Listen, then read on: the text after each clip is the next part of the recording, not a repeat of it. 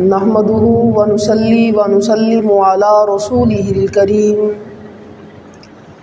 اما بعد فاعوذ بالله من الشيطان الرجيم بسم الله الرحمن الرحيم وَلَقَدْ أُوحِيَ إِلَيْكَ وَإِلَى الَّذِينَ مِن قَبْلِكَ لَئِنْ أَشْرَكْتَ لَيَحْبَطَنَّ عَمَلُكَ وَلَتَكُونَنَّ مِنَ الْخَاسِرِينَ صدق اللہ العظیم وصدق رسولہ النبی الکریم الامین ونحن علی ذلک لمن الشاہدین والشاکرین والحمد للہ رب العالمین ان اللہ وملائکتہ یصلون علی النبی یا ایہا الذین آمنوا صلوا علیہ وسلموا تسلیما مولاي صل وسلم دائما ابدا على حبيبك خير الخلق كلهم محمد سيد الكونين والثقلين والفريقين من عرب ومن عجم مولاي صل وسلم دائما ابدا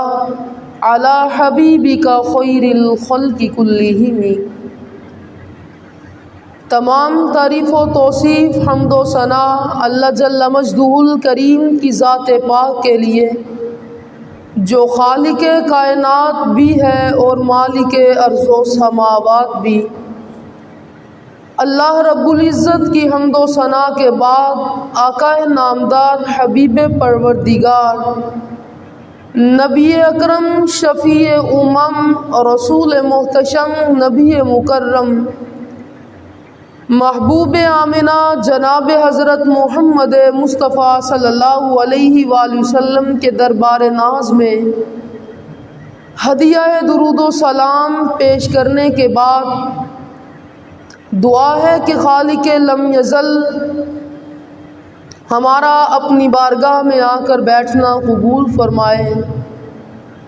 جو کچھ کہا جائے اور جو کچھ سنا جائے رب محمد صلی اللہ علیہ وآلہ وسلم ہم سب کو اس پر عمل کی توفیق عطا فرمائے۔ انسان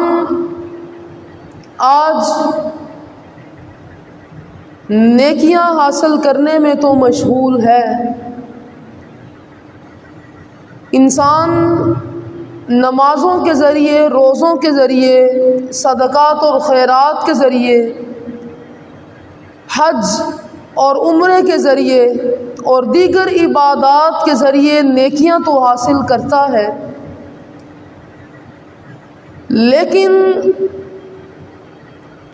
کامیابی کے لیے یہ چیز ضروری نہیں کہ انسان صرف نیکیاں حاصل کرے۔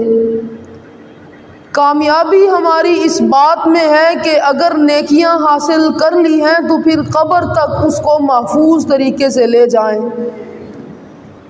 اگر ہم اس بات کو ایک مثال کے ذریعے سمجھیں تو بات آسانی سے سمجھ آ جائے گی کہ ایک شخص وہ ہے جو کماتا ہی نہیں، جو محنت مزدوری کرتا ہی نہیں، در حقیقت وہ بھی خسارے میں ہے، لیکن ایک شخص وہ ہے جو سارا دن محنت مزدوری کرتا ہے،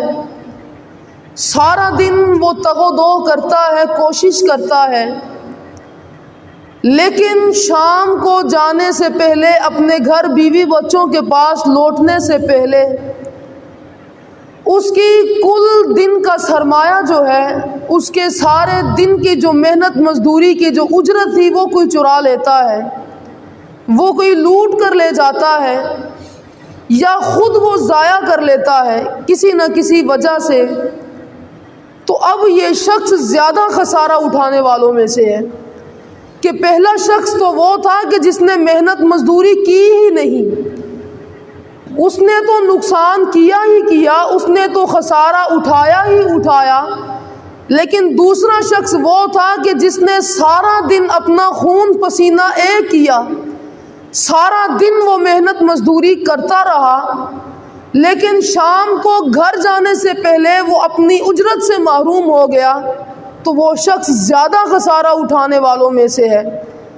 تو اسی طرح آج ہم اس دنیا کے جہان میں موجود ہیں، ساری زندگی ہم نے یہی تو نہیں رہنا، بلکہ اس جہان کے علاوہ ایک اور جہان ہے جو ہمارا انتظار کر رہا ہے۔ اس جہان میں ہمیں نیکیاں کمانی نہیں، صرف اس جہان میں صرف ہم نے نیک اعمال کو اکٹھا ہی نہیں کرنا، بلکہ قبر تک اس کی حفاظت بھی کرنی ہے، تاکہ ایسا نہ ہو کہ ہم ساری زندگی تو نیکیاں کماتے رہیں، ساری زندگی تو ہم عبادات کے ذریعے نیکیاں اکٹھا کرنے میں مشغول رہیں، لیکن جب قبر میں جانے کا وقت آئے اس سے پہلے ہم کہیں ان نیکیوں سے محروم نہ ہو جائیں۔ تو آج ہمیں نیکیاں کمانے سے زیادہ نیکیوں کو بچانے کی ضرورت ہے۔ کچھ چیزیں ایسی ہیں جو ہماری نیکیوں کو برباد کر دیتی ہیں، وہ سارا کا سارا سرمایہ جو ہم نے زندگی بھر میں اکٹھا کیا ہوتا ہے، انسان اس سارے سرمایہ سے محروم ہو جاتا ہے۔ وہ چند چیزیں ہیں، لیکن اس سے قبل اگر ہم حضرت سیدنا سلیمان علیہ السلام ان کی حکایت پر غور کریں تو ہمیں یہ بات زیادہ سمجھ میں آئے گی کہ حضرت سلیمان علیہ السلام کو اللہ رب العزت نے ہر چیز کی بولی سکھلا دی، وہ ہر چیز کی آواز کو جانتے ہیں، ہر چیز کی پہچان رکھتے ہیں۔ آپ ایک دن ایک کسان کے پاس سے گزرتے ہیں، جب کسان کے پاس جاتے ہیں تو کسان وہ آہستہ آواز میں کہتا ہے کہ یہ وہ نبی ہے جس کو بادشاہت دے دی گئی، جس کو سلطنت دے دی گئی۔ ہوا نے یہ بات سلیمان علیہ السلام تک پہنچائی۔ حضرت سلیمان علیہ السلام نے جو جواب دیا آج وہ ہمارے لیے ضروری ہے۔ حضرت سلیمان علیہ السلام نے اس کسان کو مخاطب کرتے ہوئے فرمایا کہ اے کسان، اگر تو ایک مرتبہ سبحان اللہ کہہ لے، اگر تو ایک مرتبہ اللہ رب العزت کی تسبیح بیان کر لے اور اللہ رب العزت اس کو اپنی بارگاہ میں قبول کر لے اور قیامت تک تو اس کی حفاظت کر لے، قبر میں جانے تک تو اس کی حفاظت کر لے، تو پھر تیرا ایک مرتبہ سبحان اللہ کہنا میری بادشاہی سے بڑھ کر ہے، تیرا ایک مرتبہ سبحان اللہ کہنا میری ساری سلطنت سے بہتر ہے۔ تو یہ آج اس طریقے کو ہم نے سمجھنا ہے کہ آج صرف ہم نیکیاں اکٹھا کرنے میں مشغول نہ ہو جائیں بلکہ نیکیوں کی حفاظت بھی کریں۔ تو چند امور ایسے ہیں جو انسان کی نیکیوں کو تباہ و برباد کر دیتے ہیں۔ آج ہم عبادت کے ذریعے نیکی تو حاصل کر رہے ہیں، آج ہم نماز پڑھنے آئے یہ بھی نیکی ہمارے کھاتے میں لکھی گئی، ہمارے نامہ اعمال میں لکھی گئی۔ ہم نے کسی کو صدقہ و خیرات کر دیا وہ بھی ہمارے نامہ اعمال میں لکھا گیا۔ ہم نے کسی کے ساتھ بھلائی کا سلوک کر لیا وہ بھی ہمارے نامہ اعمال میں لکھ دیا گیا۔ دیگر عبادات ہمارے نامہ اعمال میں لکھی جا رہی ہے، لیکن آج ہمیں پھر اس کی حفاظت کرنے کی ضرورت ہے، کہیں ایسا نہ ہو کہ کل قیامت کا دن ہو، کل قیامت کے دن ہم اس جوش کے ساتھ اللہ رب العزت کی بارگاہ میں حاضر ہوں کہ ہم تو ساری زندگی اعمال کرتے رہے، ہم تو ساری زندگی فجر، ظہر، عصر، مغرب اور عشاء میں بسر کرتے رہے، ہم فرض نمازوں کے علاوہ نفلی نمازیں بھی ادا کرتے رہے، ہم چاشت اور اشراق کے نوافل بھی ادا کرتے رہے، ہم نے بہت نیکیاں کی، لیکن جب کل اللہ کے حضور حاضر ہوں تو اللہ کہے کہ تیرے تو نامہ اعمال میں کسی چیز کی کوئی ہے ہی نہیں، تیرا نامہ اعمال تو بالکل خالی ہے، اس میں تو کوئی کسی قسم کی نیکی نہیں۔ تو آج پھر ہمیں نیکیاں اس کو بچانے کی ضرورت ہے، اپنے اعمال کو بچانے کی ضرورت ہے۔ وہ کیسے بچ سکتے ہیں؟ سب سے پہلے نمبر پر کفر و شرک ایسی چیز ہے جو انسان کے نامہ اعمال کو برباد کر دیتی ہے۔ کفر و شرک کیا ہے؟ کفر یہ ہے کہ انسان اللہ رب العزت کو ماننے سے ہی انکار کر دے۔ جو انسان اس بات پر یقین رکھے اس شخص کی نیکیاں وہ حبت کر لی جاتی ہیں، اس شخص کی نیکیوں کو مٹا دیا جاتا ہے، ضائع کر دیا جاتا ہے۔ اللہ رب العزت کا قرآن اس بارے میں فرماتا ہے وَلَقَدْ أُوحِيَ إِلَيْكَ وَإِلَى الَّذِينَ مِن قَبْلِكَ لئن اشرکت لیحبطن عملک ولتکونن من الخاسرین۔ اللہ رب العزت فرماتا ہے کہ تحقیق اے میرے محبوب ہم نے آپ کی طرف اور آپ سے پہلے انبیاء کی طرف یہ وحی فرمائی۔ کیا وحی فرمائی؟ فرمایا لئن اشرکت، اگر آپ شرک کریں گے۔ آپ سے مراد یہ نہیں کہ وہ نبی شرک کریں گے، بلکہ فرمایا کہ اگر آپ کی امتیں شرک میں مبتلا ہو جائیں گی، اگر آپ کی امتیں کفر میں مبتلا ہو جائیں گی تو پھر ہم اس کے ساتھ کیا سلوک کریں گے؟ کیا ان کے نامہ اعمال کو باقی رکھا جائے گا؟ فرمایا نہیں، لیحبطن عملک، ہم ان کے تمام تر اعمال کو ضائع کر دیں گے اور وہ کل قیامت والے دن خسارہ اٹھانے والوں میں شمار کیے جائیں گے۔ تو سب سے پہلی چیز جو انسان کے نامہ اعمال کے اوپر ریزر پھیر کر رکھ دیتی ہے،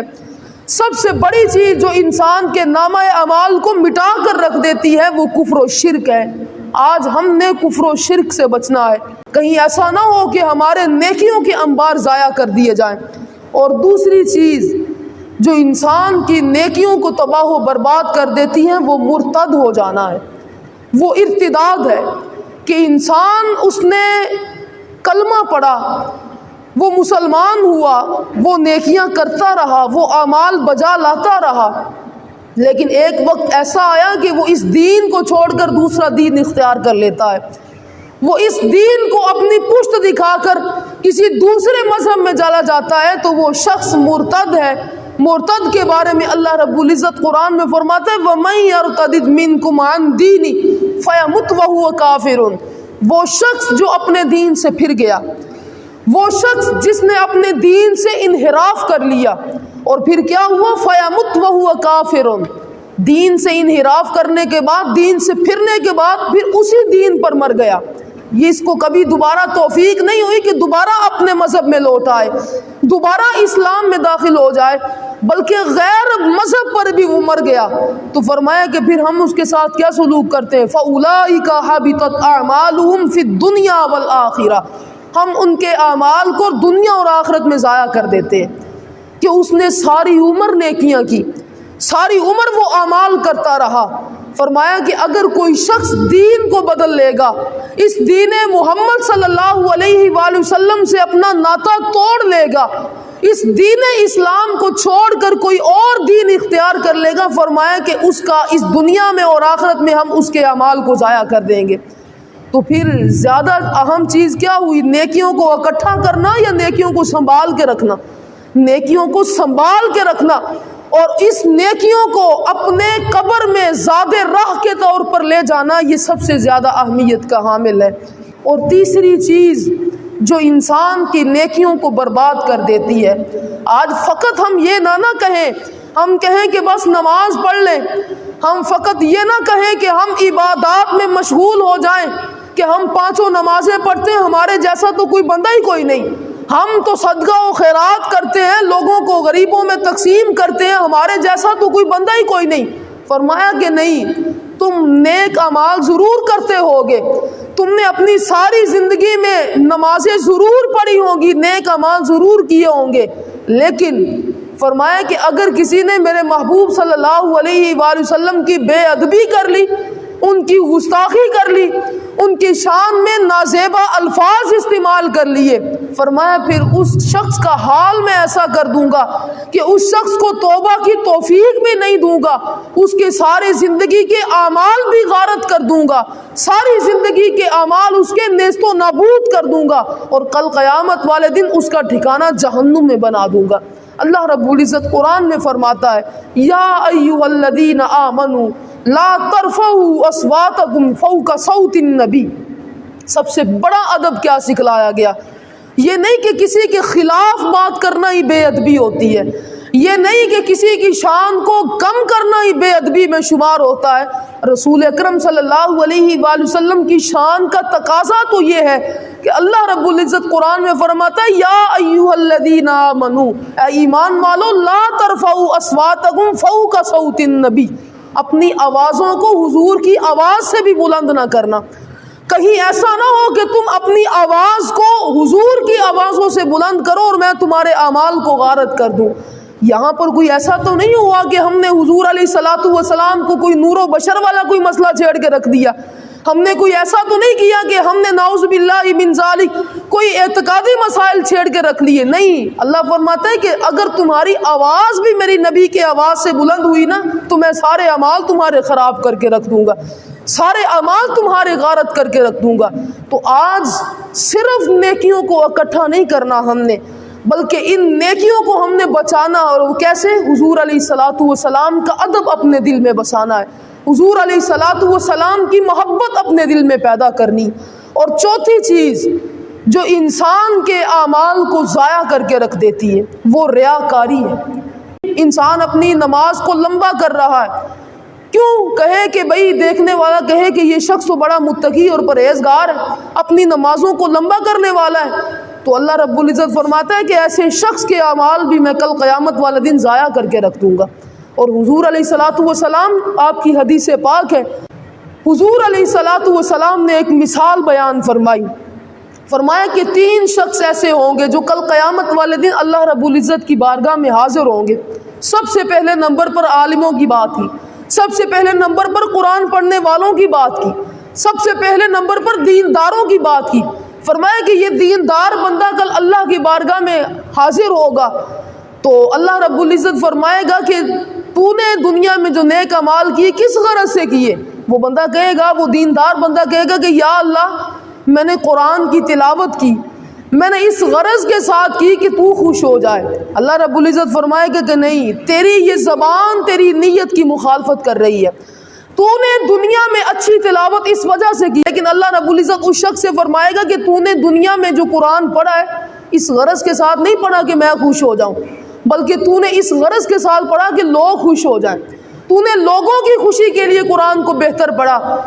تو نے اس وجہ سے پڑھا کہ لوگ تجھے اچھا قاری سمجھے، لوگ تجھے اچھا عالم دین سمجھے۔ فرمایا کہ وہ تجھے دنیا میں کہہ دیا گیا، اب قیامت میں تیرے لیے کوئی حصہ نہیں۔ اللہ رب العزت فرشتوں سے فرمائے گا کہ اس کی پیشانی کے بالوں سے پکڑ کر اس کو گھسیٹ کر جہنم میں داخل کر دو۔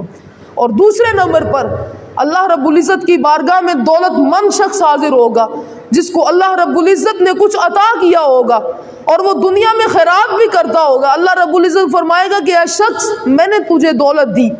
میں نے تجھے اپنی نعمتیں عطا کی، تو نے اس کو کہاں پر خرچ کیا؟ وہ بندہ عرض کہے گا کہ مولا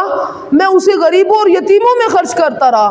میں نے بڑے صدقات و خیرات کیے۔ اللہ رب العزت فرمائے گا کہ تو نے کس لیے کی؟ وہ بندہ عرض کرے گا کہ مولا تو خوش ہو جائے۔ اللہ فرمائے گا کہ نہیں، تو نے اپنی دولت کو اس وجہ سے خرچ کیا کہ لوگ تجھے سخی کہیں،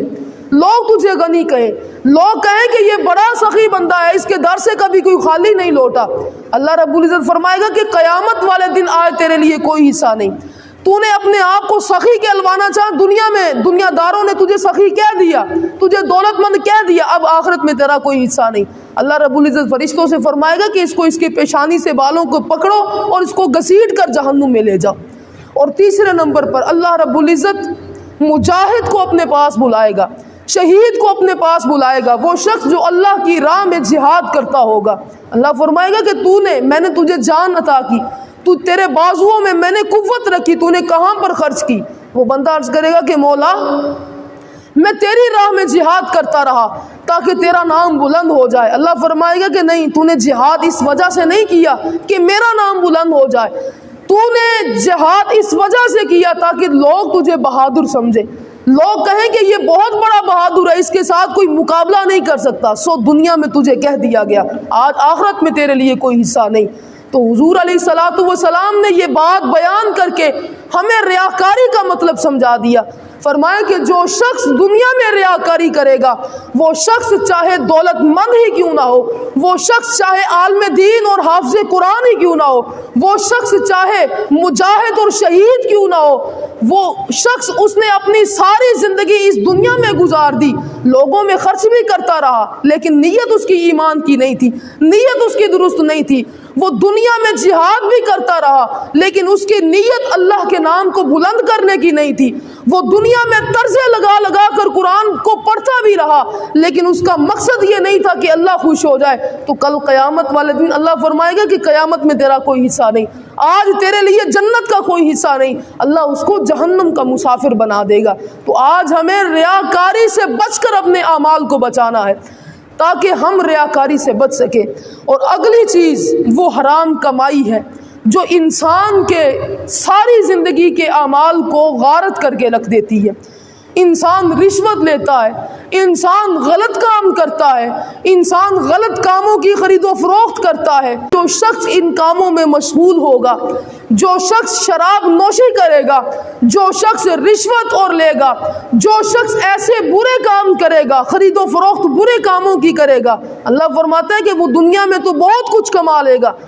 اس نے دنیا میں نیکیاں بھی بہت کی ہوں گی، لیکن کل قیامت والے دن اللہ فرمائے گا کہ تیرا رجسٹر بالکل صاف ہے، اس میں کسی قسم کی کوئی نیکی نہیں۔ تو آج ہمیں ذرا بچنا چاہیے ان کاموں سے۔ آج ہم نیکیاں بھی تو کرتے ہیں، ہم نمازیں بھی تو پڑھتے ہیں، ہم حج اور عمرے بھی کرتے ہیں، ہم صدقہ و خیرات بھی کرتے ہیں، ہم غریبوں کی مدد بھی کرتے ہیں، لیکن ساتھ ساتھ ہم غلط کام بھی کرتے ہیں۔ اور انسان کیا کہتا ہے؟ انسان یہ سوچتا ہے کہ بھائی کوئی بات نہیں، جہاں پر اتنی نیکیاں کر لی وہاں پر ایک گناہ صحیح۔ اللہ رب العزت فرماتے ہیں کہ نہیں، جو شخص حرام کی کمائی کھاتا ہے، حرام کی کمائی کا وبال کتنا ہے۔ میرے اور آپ کے لجپال کریم آقا محمد الرسول اللہ صلی اللہ علیہ وآلہ وسلم نے فرمایا، جو شخص جس کے پیٹ میں ایک لقمہ حرام کا چلا جائے، کوئی لاکھوں کروڑوں کی بات نہیں کی، کوئی ہزاروں کی بات نہیں کی، فرمایا کہ جس کے پیٹ میں ایک حرام کا لقمہ چلا جائے اس کی 40 دن تک کوئی عبادت قبول نہیں ہوتی۔ ہم کہاں پر پھر رہے ہیں؟ ہم نمازیں بھی پڑھی جا رہے ہیں، حرام سے اپنے پیٹوں کو بھی بھرے جا رہے ہیں۔ اللہ رب العزت قرآن میں فرماتا ہے، جو شخص اپنے پیٹ کو حرام کی کمائی سے بھرتا ہے، جو شخص اپنے پیٹ کو یتیموں کے مالوں کو ہڑپ کر کے بھرتا ہے، اللہ رب العزت فرماتا ہے میں اس کے پیٹ کو کل قیامت والے دن جہنم کی آگ سے بھر دوں گا۔ اور اس کے بعد وہ چیز جو ہماری نیک اعمال کو، ہماری نیکیوں کو ضائع کر کے رکھ دیتی ہے، وہ یہ کہ تنہائی کے گناہ۔ جو انسان تنہائی میں گناہ کرتا ہے، تنہائی میں گناہ کرے، اس شخص کے بھی اعمال میں کل قیامت والے دن ضائع کر کے رکھ دوں گا۔ انسان یہ سوچتا ہے کہ میں نیکیاں بہت کرتا ہوں، انسان یہ سمجھتا ہے کہ میرے اعمال کے رجسٹر بہت بھاری بھرکم ہے۔ اللہ فرماتا ہے کہ نہیں، جو تمہاری تنہائی کے گناہ ہے وہ تم بہتر جانتے ہو، وہ ہم بہتر جانتے ہیں۔ فرمایا کہ جو شخص تنہائی میں گناہ کرتا ہے، کل قیامت والے دن اس کے اعمال کا رجسٹر بھی صاف کر دیا جائے گا، اس میں بھی کسی قسم کی کوئی نیکی موجود نہیں ہوگی۔ اور آخری بات جو انسان کے اس دنیا کے اعمال کو ضائع کر کے رکھ دیتی ہے، وہ احسان کو جتلانا ہے۔ کہ آج ہم نیک اعمال کر لیتے ہیں، آج ہم نیکیاں کرتے ہیں، لیکن اللہ فرماتا ہے جو شخص نیکی کرنے کے بعد اس نیکی کو جتلائے، جو شخص نیکی کرنے کے بعد اس احسان کو اس پر جتلائے کہ بھائی وہ وقت یاد کر کے میں نے تیرے اوپر احسان کیا تھا، فرمایا کہ وہ شخص ایسا ہی ہے کہ جیسے اس نے کبھی کوئی نیکی کی کوئی نہیں۔ جو شخص نیکی کر لے، جو کسی پر احسان کر لے، پھر اس کو بھلا دے، نیکی کر اور دریا میں ڈال۔ کہ آج ہمیں ایسی نیکیاں کرنے کی ضرورت ہے کہ جس کو ہم کل قیامت والے دن اللہ رب العزت کی بارگاہ میں پیش کر سکیں، ہم اس کو قبر کی دیواروں تک لے جا سکیں۔ کہیں ایسا نہ ہو کہ ساری زندگی تو ہم نیکیاں کریں، لیکن قبر میں جانے سے پہلے ہم کوئی ایسا گناہ کر بیٹھے جس کی وجہ سے ہماری نیکیاں غارت ہو جائیں۔ اللہ رب العزت سے دعا ہے کہ وہ ہمیں عمل کی توفیق عطا فرمائے۔